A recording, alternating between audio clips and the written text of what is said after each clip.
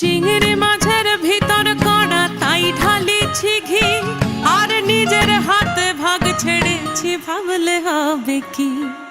চিংড়ি মাছের ভিতর কড়া তাই ঢালিছি ঘি,